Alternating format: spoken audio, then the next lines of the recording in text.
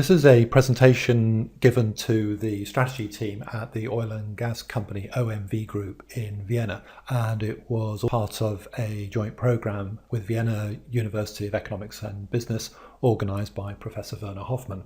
It was intended to give the team a basic understanding of how strategy dynamics works and its relevance to their issues. The presentation does include examples of working business models which will require any latest version browser to run. Unfortunately, at the time of recording, YouTube does not support live links to these models, but you'll find them listed on the YouTube page. So what we're going to cover in this presentation is why we need strategy dynamics at all. We're going to give a simple example of the principles, which will include a demonstration of a working model. We'll go on to talk about some important and useful extensions to the method, and we'll finish with a discussion about how the method might be helpful when trying to plan for strategic changes that an organisation may need to make. So let's first of all think about this question about why we need strategy dynamics. The answers that strategy has tried to offer and the tools that have been offered in the field until now really seek to address these questions. How can a company get a strong position in its industry? How can it build competitive advantage? How can it increase market share? How can it grow profitability? But if we take a fundamental view about what strategy is trying to achieve, these are not actually the right questions to be addressing. And what do we mean by this?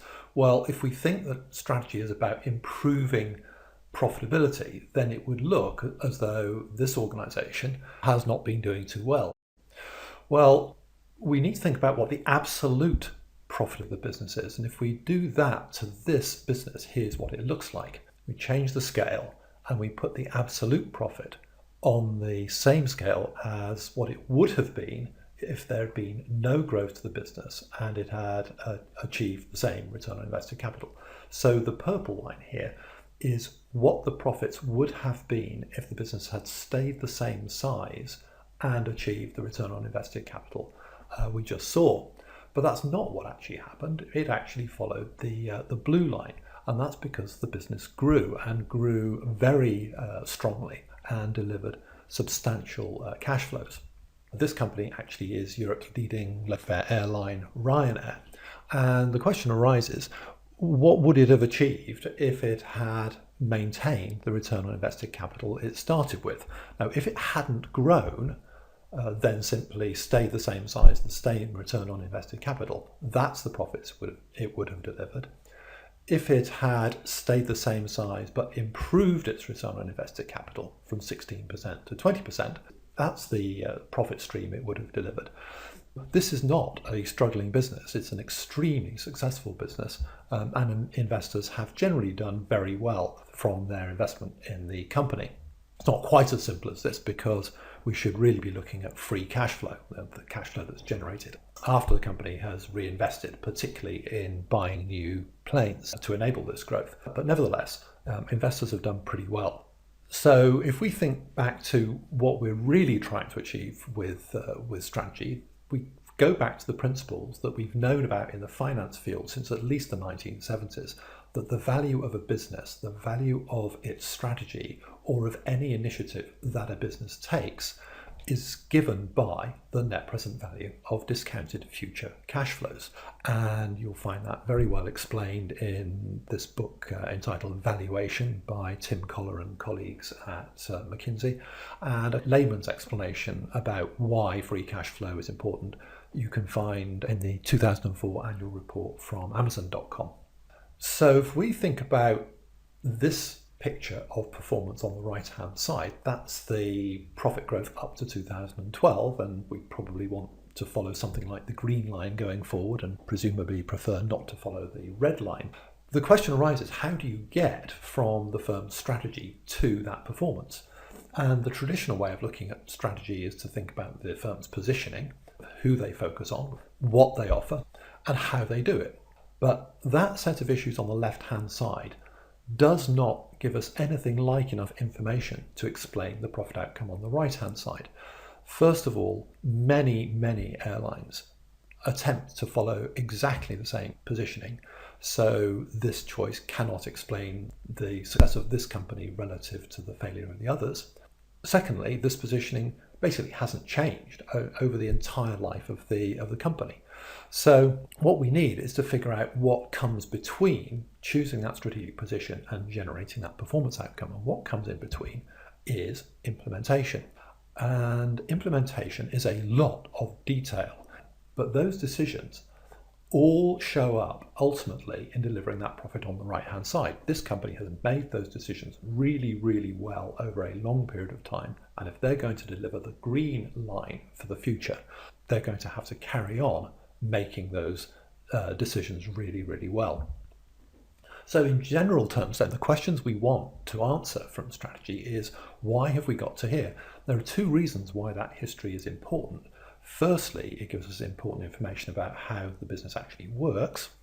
And secondly, things that have happened in the past are already determining what our performance is now and will continue to explain that going out into the future. Aircraft the company bought 3 years ago are still flying now, and they are still carrying passengers now. Airports they decided to start serving 5 years ago are still in the mix of airports that they're serving today and will continue to be so into the future. What that means is the decisions we're taking right now will continue to show up in future performance many, many years out into the future. So the second question is, where might performance go in the future if we carry on as we are, and maybe we need to fix things? And then we need to know how to bring about some improvements to performance and how much improvement that may end up being.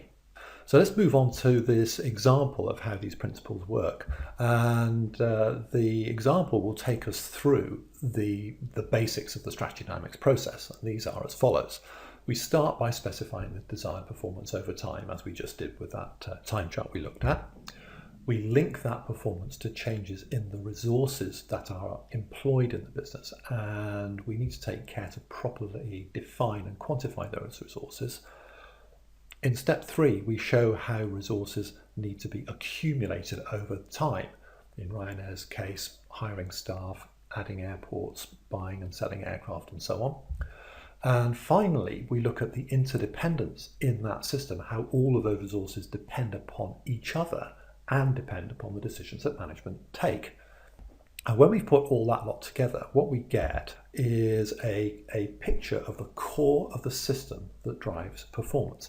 And that on its own is often enough for us to evaluate the actions and decisions we have taken, choose actions and decisions that we think are appropriate to the future, and help it drive improvements in performance. But it turns out that in many cases that alone is not enough, and we need to add certain extensions to the method to handle additional issues.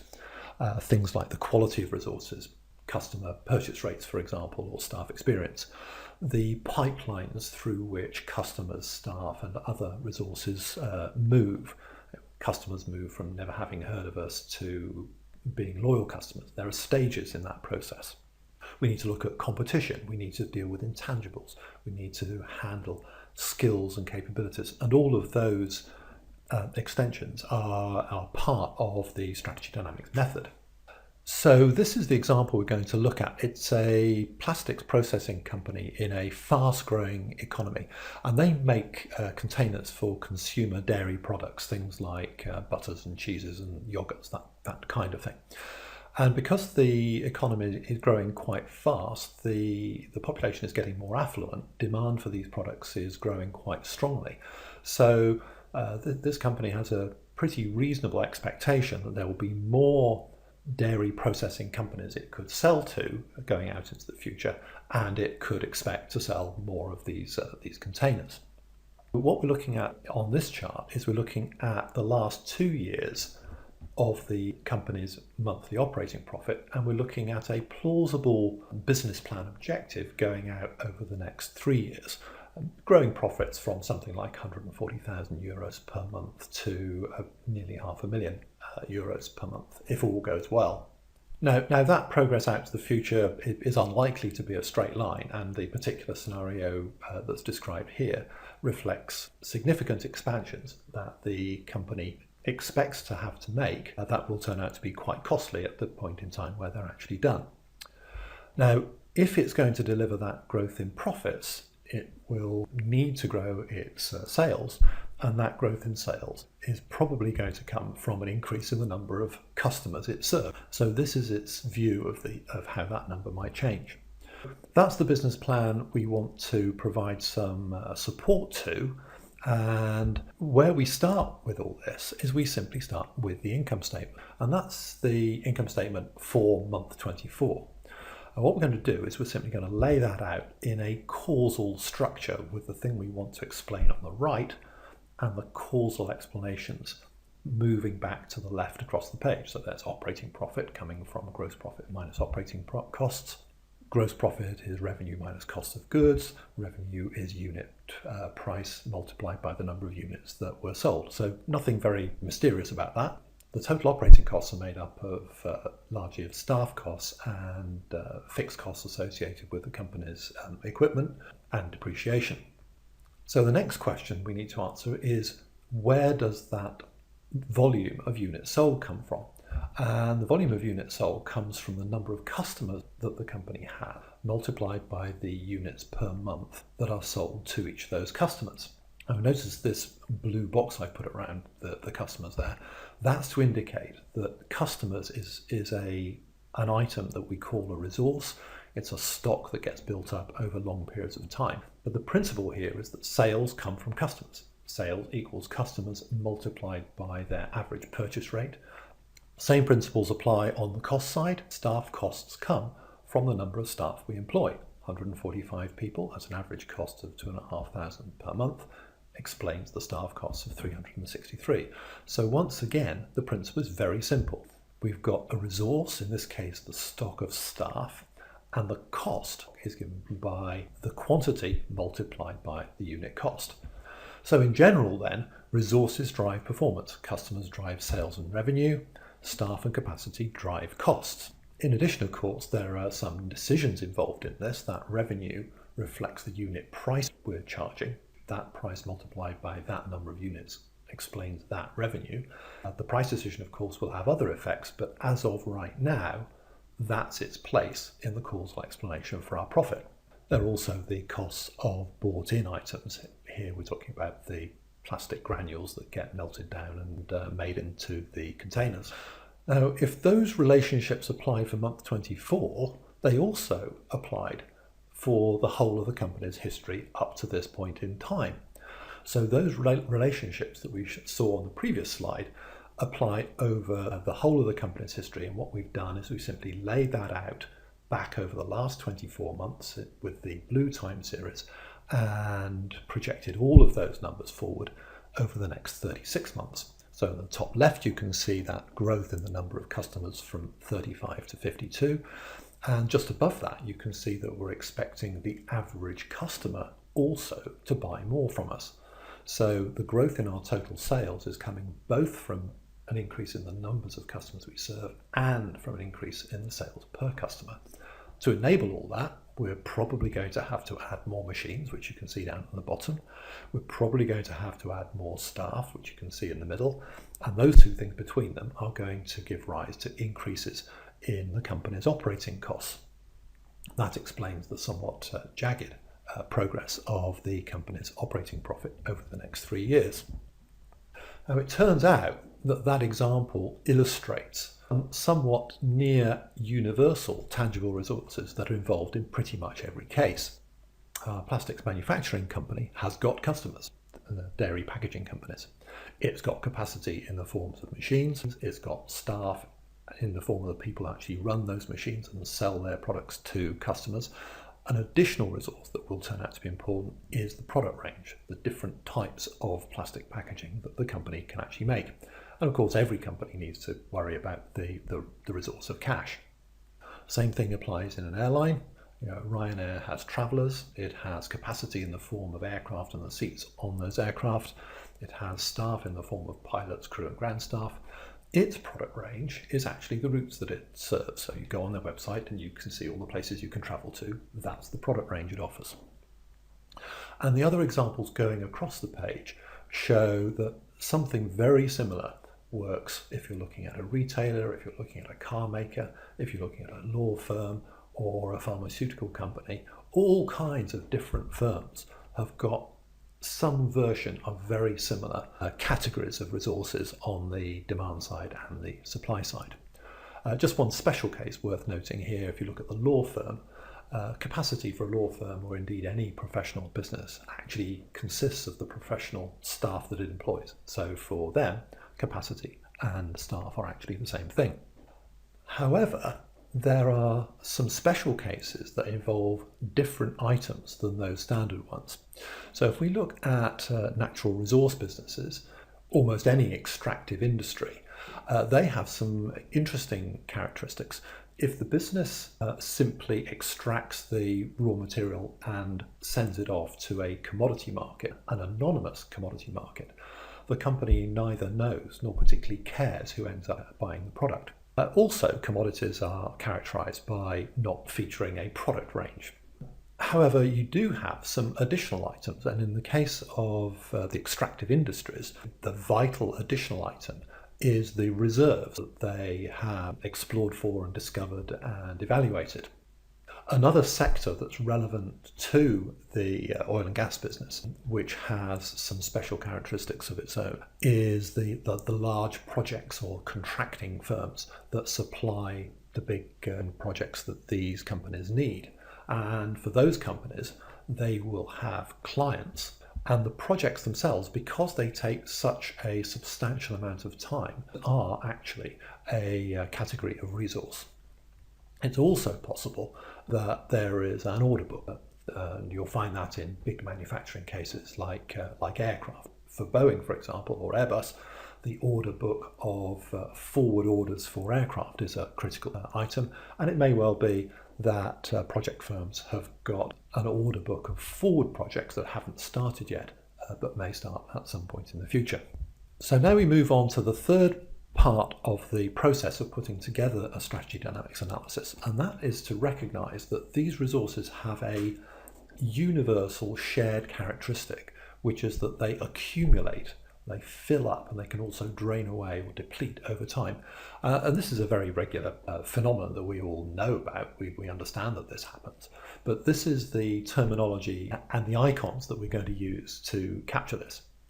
If we think about our own personal bank balance, think of that as a tank containing our bank balance, and it was $400 last month, and it is $450 this month. It got to be like that because during the month we've paid in $50, and that's a pipe through which money is flowing into our bank account. Of course, that's the net amount of cash paid in. You know, we might have paid in 550 and paid out 500. We'll come on to that in a moment. But the rest of the explanation is that that symbol, the round symbol on the left, you can think of as something like a pump pushing more stuff into that tank in the middle. The number in the middle says how fast it is flowing, $50 per month, and it says just above that what the stuff is that's flowing through the pipe, in this case cash. Now it turns out all resources behave this way. So if we think about the customers for the manufacturing firm, if it's got 35 customers at the latest quarter end and moves to 38 at this quarter end, then that must have happened because it won more customers than it lost. So let's say it won 7 customers in the quarter and it lost 4. Now those flow rates turn out to be absolutely critical. So in this scenario, we're looking at winning 7 and losing 4, but this company could have won 3 customers and lost none. In fact, in this particular company's case, customers' loss have been virtually zero throughout its entire 2 years. So scenario B is much more typical of this manufacturing company. In other cases, the numbers could be very much larger and very similar. So in scenario C, you could get from 35 to 38 by winning 20 customers and losing 17. You'd be rather worried if that was the case, but it is an alternative possible scenario. And in some industries, that churn rate of customers is genuinely very, very fast indeed. This is important because those numbers at the top are the same in all 3 cases. We get from 35 to 38, but how we got there is completely different And that difference is really, really important.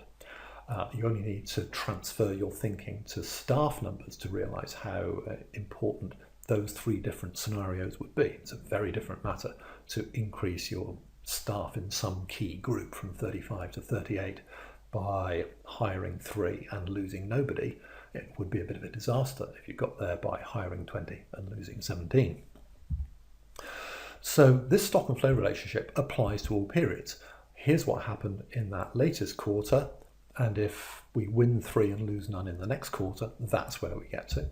If we win 2 and lose 3 in the following quarter, we get to 40. If we win 4 and lose 1 in quarter 4, we get to 43, and so on. It just carries on for every period of time forever. So let's look at one particular example of that relevant to the oil industry, and that's the question of oil reserves. These are the numbers for OMV's proven reserves taken from their annual report for the 2013 year end. And you can see that the company actually produced more oil than it added to its proven reserves. And what we can do with this is we can extend the analysis over a number of years. So what we're looking at here is what happened to those reserves from 2009 to 2013. And the red line shows a scenario that we might quite like to see. We might like to continue to produce oil at a relatively fast rate. That implies that we're depleting the oil at a steady rate of around 11% per year. But we would like proven reserves not just to stay where they are, but to carry on rising rather than falling, as the blue line shows. Where do those proven reserves come from? Well, they come from assessing the reserves in oil fields that we have discovered. So under the ground, we've discovered some oil reservoirs, and we think there might be a certain amount of oil in those reserves, and we go through a process of proving the quantity of oil that's in those reservoirs. We don't actually know what those numbers are in the case of OMV, so I've kind of graded out and shown only illustrative numbers on the left-hand side.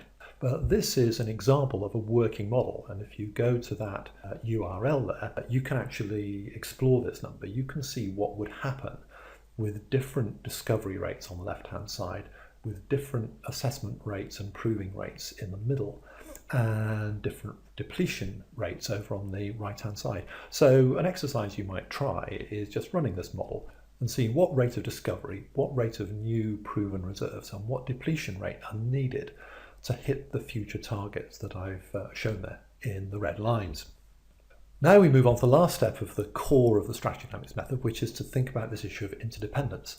Why did, for example, this manufacturing company win customers in the past at that rate? You can see that it hasn't been a smooth rate of winning one customer every single month for the last 24 months or anything like that. They've won 2 customers in one of the early months. They won 2 customers about the middle of that time period, and they've won 1 customer in each of a couple of more recent months. But what that has done is it's generated that increase in the customers up to 35 that you can see there right now. Why did that happen? Well, that happened because we've actually got sales staff going out and trying to win customers. They also, of course, persuade the customers to buy more from this company rather from its competitors, but they certainly are involved in winning customers. However, that is only possible if you've got the capacity provided by the adequate numbers of staff and adequate numbers of machines that you can actually serve those customers. And here's where the additional resource I mentioned comes in. That will also only happen if we've got products that meet those customers' needs.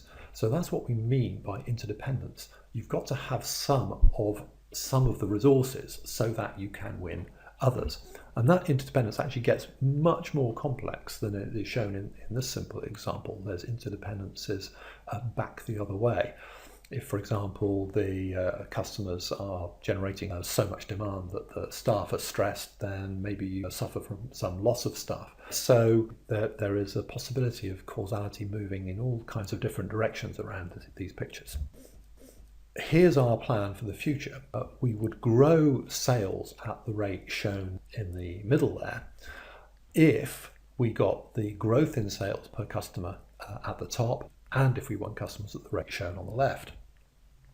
But that's only going to happen if we add staff and capacity at the rates shown at the bottom. However, in adding those staff and increasing the capacity in that way, we do of course have to be careful to keep our costs from growing faster than is really necessary so that we can generate an increase in operating profit. Now, this is another working model, and you can explore this company's strategy and performance if you go to the link shown on the right here. Lastly, we need to think about where decisions feature in this model, and they're actually quite simple. We explained earlier on that the choice about what price to charge shows up right now in the total revenue that we generate. But of course, it also features in customers' decisions as to how much they're going to buy from us, and in customers' decisions as to whether they're going to become our customer in the first place. If our salesmen go along and offer a price which is not competitive compared with our rivals, then someone who might have become our customer will decide not to. Not a very complicated principle, but that's how it features in the model. So we have some of these immediate impacts on performance, but other decisions are about impacting on flow rates, driving the growth in resources out into the future. So decisions we make on product range, for example, will affect the rate at which we can expect to win customers in future. And we're making decisions directly about hiring staff and buying machines. In summary then, many kinds of business have got a somewhat generic architecture relating the number of customers and sales to the product, staff and capacity on the supply side, as shown in this template. The yellow items are principal decisions that need to be made, and we can see the financial results shown with the blue arrows over to the right. And this is effectively a template to guide development of a core strategy model for many organizations. So if we were to think about a downstream business in the form of a number of filling stations, the filling stations offer a certain amount of capacity to serve people who want to fill up their cars with fuel. If that capacity is adequate, then those customers will indeed fill up their cars with fuel and you will achieve those sales. If your capacity in those filling stations is not adequate, queues will build up and drivers will drive past and go to somebody else's filling station. An additional dimension of capacity, of course, is actually to add filling stations to your network, which is equivalent to adding aircraft and routes to the airline. And what that does is it gives you access to potential customers who you don't currently serve. If you open a filling station in a new town, then customers who couldn't buy from you before can now do so and contribute to your sales. That's only going to be possible, of course, if the products you offer are what they want, and you're going to have enough staff to provide the service that customers need when they come into your filling stations and want their cars filled up or want to buy things from your filling station shops. So as I say, this is a template that can guide development of a core strategy model for many kinds of organisation. The upstream part of the industry is somewhat different from this though, and extractive industries typically look something like this. Companies in the industry extract the reserves, be that metal ores or gas or oil, from their proven reserves, and they send that off to a market, and the market price multiplied by extraction rate determines their revenue. That market price reflects the total output being produced by all producers, and it also reflects the total demand in the marketplace. Exactly how that works is a bit beyond our scope for this presentation. Those proven reserves come, as we've shown, from the rate at which we evaluate and assess how much reserves we've got in the ground, and those come from the discovery rate over on the left. Now, in order to achieve a discovery rate and an evaluation rate and an extraction rate, we need staff of different types, of different levels, who have the capability to do those tasks, and we also need capacities of different kinds in order to make that possible. So we need oil rigs to discover oil. We need other kinds of capacity to carry out the assessment of the oil reserves. And of course, we need those oil rigs, and we need transportation capacity to actually extract those reserves and get them to market. Those staff and that capacity explain the exploration and production costs, and the revenue minus exploration and production and transportation costs explain the profit that we make at any point in time. So this is a template that describes the structure of the system for a firm in an extractive industry. So the last thing we need to think about is how we ensure that a business following one of these models, be it this one or the generic one we looked at before, actually generates cash and what happens to that cash. It follows this story. If we don't do anything to the resources that we have, the likelihood is that they will gradually drain away. We'll lose customers, we'll deplete our reserves, we'll lose our staff. And what that means is that if we do nothing, we'll be faced with a declining cash flow. We'll make a lot of cash flow because we're not spending anything, but that cash flow will decline, and that's probably not what we want. So what we do is we spend a proportion of the cash that comes from those resources to push back against those losses, to hold on to our customers, to hold on to our staff, to maintain the quality of our assets. There's a certain minimum rate of recycling of cash that we must make if that resource system is not to decline. However, if we want to go further and actually grow the business, we have to add to those resources, not just stop them declining. And that implies that we're going to spend rather more. So now the cash flow that's left is somewhat less again than it was when we were only sustaining cash flow. But that's what we need to do if we're going to grow it. Now, that's not quite the end of the story, because we've got to pay interest and taxes, and that's what leaves us with the free cash flow. What we're looking at then is a picture of the business as a cash-making machine whose purpose, in pure financial terms, is to pay interest and taxes and pay money back to the people who own it. But some spending must be made to sustain resources, and more must be spent to grow the resources and to grow future profits. There are finite limits to what the system can generate unless we go and find new potential, new customer groups, new products and services, additional staff, and so on. But all of this can and should be modelled if we're going to understand the future trajectory of our business performance. So that's described the core of the strategy dynamics method, but it turns out that there are some useful and important extensions that may need to be added to the analysis. If we start with this idea of the core strategic architecture as our foundation, the first of the things that we may need to add to this analysis is consideration of the quality of these resources. We're interested not just in how many customers we've got, for example, but how much they buy, how much they spend with us. We're not interested just in how many staff we employ, but also the experience and skills that those staff have. Then we need to think about the process by which resources develop through different stages. We've actually already seen an example of that with the oil reserves moving from being discovered to being proven to being exploited. But customers move through stages too, products move through development stages, and staff move through levels of seniority.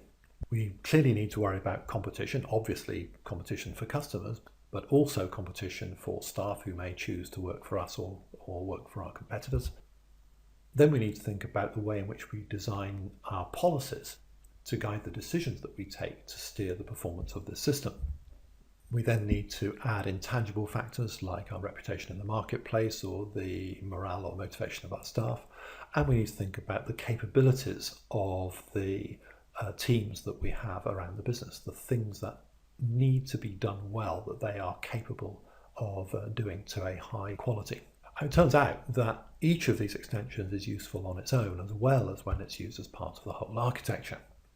What we're going to do is we're just going to look at a couple of examples of one of these extensions, how resources develop through stages. Now, as I say, staff develop through levels of seniority. Customers move through a pipeline of being initially potential customers, possibly being first of all disloyal customers to us, and if we're lucky we can move them on to become loyal customers of our business. New product ideas move through development stages before they reach the market, and equipment that we buy that starts out being reliable moves on to degenerate and ultimately becomes unreliable. These kinds of development processes for resources are a major focus for functional strategies and pose serious issues in many kinds of organisation. And the examples we're going to look at will deal with, first of all, with the staff pipeline, and secondly, with a pipeline of equipment assets. Now, this staff pipeline issue can get very challenging indeed, as this story about the experience at Shell up to and after 2005 shows. Shell got into trouble for misreporting its oil reserves in 2005, and it turned out that wasn't a financial reporting problem. It was actually a technical reporting problem that happened because the company didn't have enough experienced petroleum engineers. So off it went to try and hire the number of people that it needed. Just to give an indication of scale, that number of 1,000 experienced petroleum engineers is 3 times the entire annual output of the US university system. So this is not a small number of people Shell was trying to hire.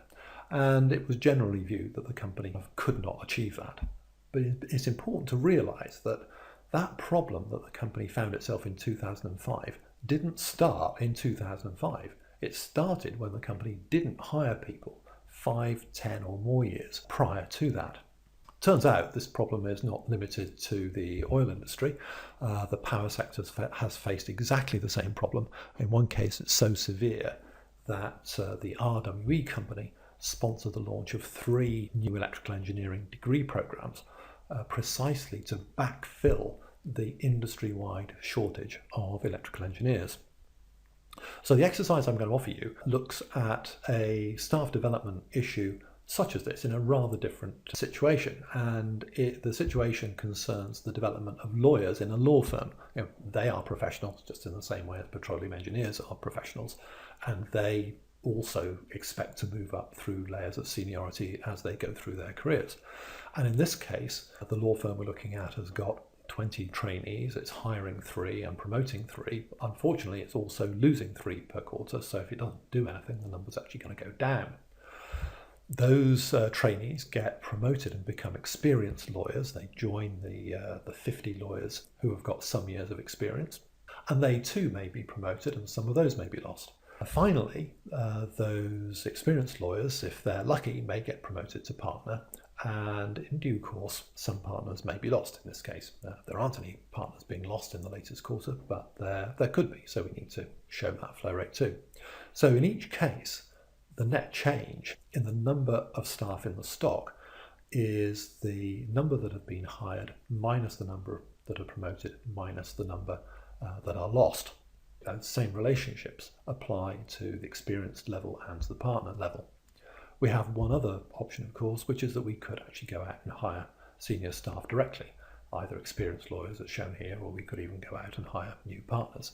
However, if we did so, we'd have to think about the effect that might have on the attrition rates of other people in the pipeline. So once again, these relationships continue for all periods. So something this company might be thinking about, this is actually taken from a real case of a company that was expecting to grow quite strongly. The question it was asking was, how are we going to get to 170 lawyers after 6 years? We've currently got 50 in that middle group, and our business is growing so strongly and we're doing so well, our clients like our work so much, that that's the kind of growth that we're going to have to go for. And here is the working model that plays this out over that 6-year period. So you've got the stock of trainees, lawyers and partners laid out there, and the red lines in this case show what happens if the firm continues its current policies and also continues its promotion rates and the attrition rates at each level, and continues its current rates of hiring from outside the firm. The key decisions here are hiring, promotion, and the option of hiring experienced staff as well. And in figuring out what to do about those decisions, you're obviously going to have to take account of the staff turnover, which is the big challenge at all levels in this structure. You'll find this working model at the links shown here, and once again, just a reminder that you need any latest version browser to be able to run this model. So open that model and see what you have to do to grow this firm's number of lawyers from 50 at the start to 170 by the end of the 6-year period. Now, not all resources improve as they move through these different stages. Some assets actually deteriorate, and equipment assets in capital-intensive industries certainly do that. And a way of structuring this, a way of simplifying these dynamics, is to think in terms of buying new equipment, and that equipment beds in after a relatively short period of time and stays reliable for quite a number of years. Eventually, though, even if maintained well, that equipment will move into a state where it degenerates, and ultimately it will become unreliable. And you could think of this rather like the life cycle of a car. When you buy a car, there might be some teething problems with it. You just need to get fixed under warranty. Then you expect the car to be reliable for maybe 100, maybe 200,000 kilometers. Then you're going to start seeing things that need to be done. The shock absorbers need replacing, or other things need fixing. And eventually the car becomes so unreliable you're a bit scared as to whether to go out in it at all. What do we do to manage the assets in such a company? Well, we look at the failure rate, and we expect a high failure rate from the items on the right, and we expect a very low failure rate from the reliable equipment in the second stage, and a modest failure rate both from the degenerating equipment and from the brand new equipment.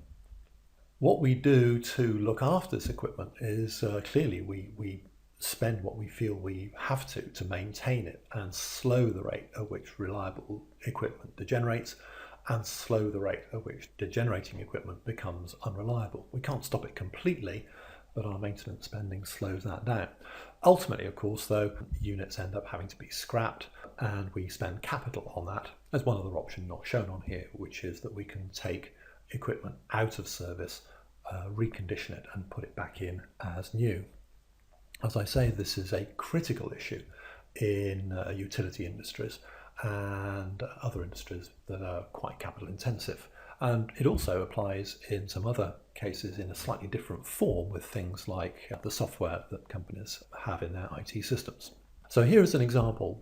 This is a company distributing power to consumers and businesses in a certain region. There's no growth in demand. It's paid a regulated fee for each kilowatt it transmits, but it actually incurs a penalty from the industry regulator from the failures that occur. This happens to reflect a particular regulatory regime. The regime may differ in other countries. This company operates 100,000 assets of various different kinds, transformers, switches, cables, and so on. And it's spending maintenance on reliable and degenerating units to ensure maximum life. That's known as its operating expenditure, or OPEX. And it's spending capital, or CAPEX, to recondition its degenerating units or to replace unreliable units with new. And the number of units it starts with are given in this table.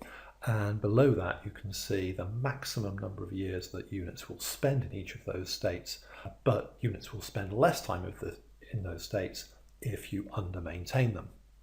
And the last line in the table gives you the annual failure rate of assets in each of those stages. Here is a picture of the working model, and this model has actually been run over 15 years out of 25. And as you can see in the lower left, the failure rate from the system as a whole started declining during the middle years of the period, but has actually started to rise again in the latest years. Slightly better news is that we managed to achieve a very strong increase in the company's cash flow in those middle years, but that too is beginning to look a bit worrying. Now, we got into this situation because our decisions followed this history. We had a number of years making the spending decisions in the first line of this table, and then we adopted a different set of spending decisions in the second line of the table. And you can see over on the right the situation that we ended up at after the first 8 years, and the situation we ended up at after the next period of time. This is where you'll find the working model, and there's a video demonstration explaining how to use that model. So a challenge you might like to try here is to figure out what sustainable cash flow you can deliver whilst keeping failures at less than 1,000 per year. That's running it right from the start. You could also recreate this scenario and see how low you can get the failure rates and how much you can sustain the cash flow just over the last period of time. So let's move on to the issue of strategic change. We've looked at how a business works if it just continues operating the same business model, but the business model may need to change. And the principles that work here are to recognise, first of all, that the developing resource system that we currently operate exploits existing potential, which products and services to offer to which customers. Now, in many cases, performance is often sustained with incremental extensions to that business. We add products, we add customer groups or markets to serve, and we add to the capacity and staff necessary to make all that possible. And it's just worth noting that successful businesses do not keep changing their mind about what they do. What we're going to look at are situations where challenges or opportunities may call for adding a fundamentally new business model, new products and services to new customers. But as I say, that's a relatively rare strategic thing for successful businesses to do. Here's how to think about this. If we look at the current business and how its sales are developing over time, we have the possibility that that sales is limited by some ultimate potential in the marketplace. So what we're tempted to do is to go and look for some related business, similar products or similar customers, and start building some additional line of business, if you like. So we add this new line of business with additional and growing potential to what we are getting on the left-hand side. So examples that spring to mind: Netflix added movie downloads to its postal delivery DVD service.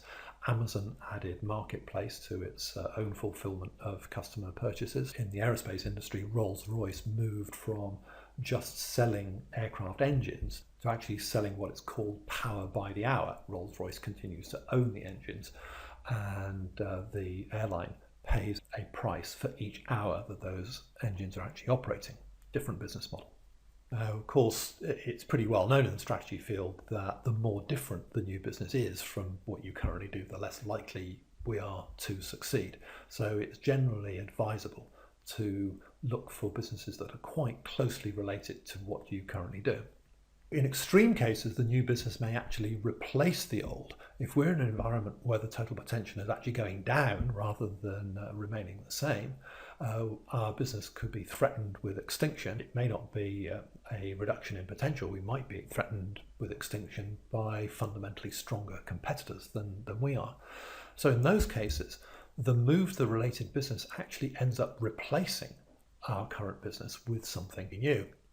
And that replacement may be needed soon, even if it speeds the decline of the business we're currently operating in. So we may have to actually cannibalize the business we're currently in if conditions are severe. An extreme case of this, Nokia entered the cell phone industry with no history in the industry at all, other than producing different kinds of cable. There are a few similar examples. IBM moved into IT services, having seen its business selling large mainframe computers being taken apart by competitors. And of course, failures to achieve this are pretty well known. Kodak failed to find a solution like this to the fundamental decline in people's purchase of photo film, and the Blockbuster video rental company actually failed to make the transition to postal or online delivery of movies that Netflix didn't manage to exploit. But both companies, of course, still exist, but relative to what they had previously, they are a shadow of their former selves. So how does this work?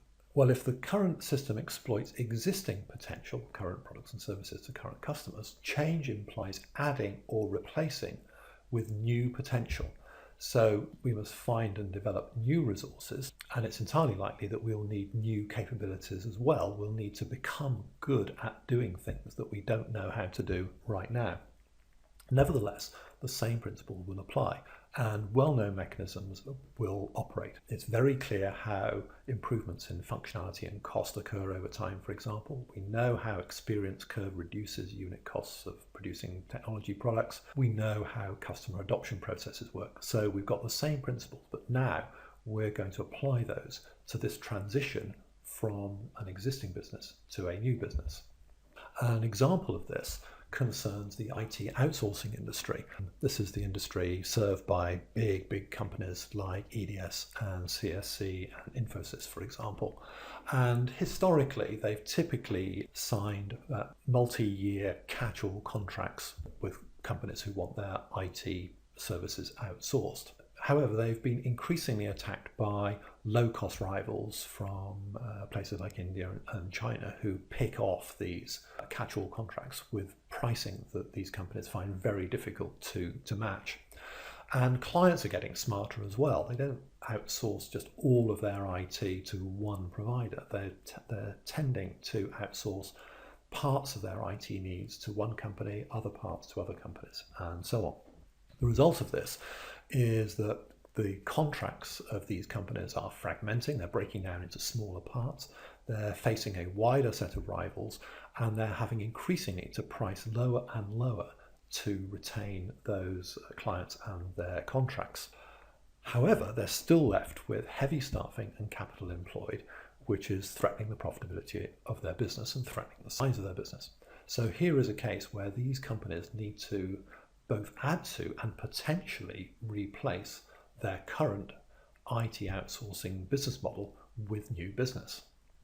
And what that business is the provision of business applications. So instead of a company saying to EDS, please take all my computers and my IT staff and run them for me, they say to EDS, can you please provide this business application for me?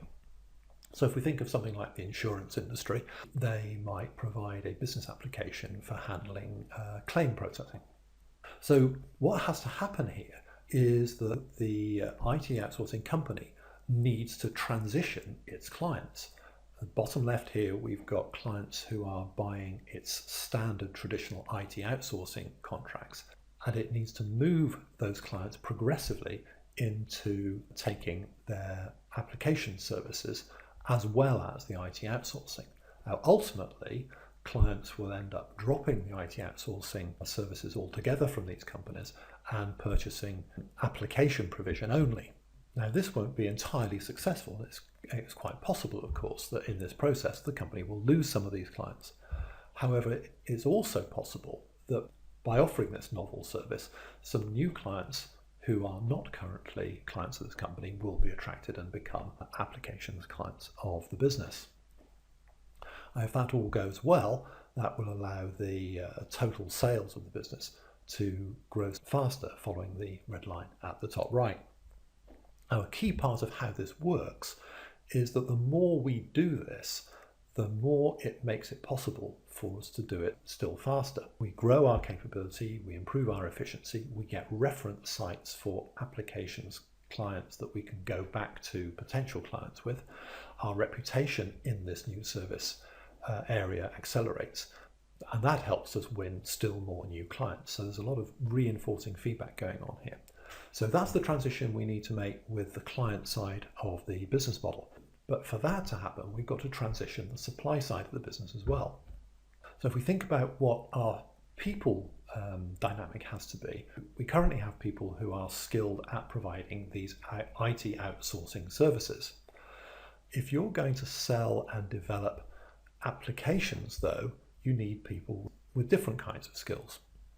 Now, some of the people we have may be able to retrain to gather the new skills we need. Some may not and may end up being lost. And it's entirely possible that to achieve what we need here, we're actually going to have to go out into the outside market and hire new skilled staff from somewhere else. So what will the mix be of losing IT outsourcing staff skills, retraining some of those, and topping up the capacity we need with new skilled staff? It turns out this is actually more complicated than this picture shows, because we need several different kinds of staff. We have some staff who deliver operations, we have some staff who do product development, we have some staff who do sales. And the skills for all those groups may need to alter if we're going to make this transition happen. So the next thing on the supply side we need to change is what it is we actually offer. And that is where these staff on application development become so critical. we need to hire or develop staff with these skills on this particular issue, because what they do is they develop this suite of applications products and gradually grow our product range in this new business area. And that is essential if we're going to enable that transition to take place in the client base. Lastly, we have to deal with the assets, and they will have to transition as well. We need different kinds of assets to support application provision than we used to have when we had simple IT outsourcing projects, and we need to add to the right-hand asset base while winding down the left-hand asset base. So strategic change is clearly a dynamic process, and it involves adding new resources and capabilities at the same time retiring obsolete resources. And if that all works well, we can transition customers and we can possibly win additional new customers and business. In all this, of course, there's the risk of losing customers, there's the risk of losing staff, but the gains can be quite substantial if we get this right. An important point to note here is that this is not something that we are a passive participant in. This can be planned and managed. We should be anticipating the rates at which we want all these things to happen and planning accordingly. So in summary, strategy dynamics lays out the relationships between factors in a complex business system, including soft items like quality and state of mind.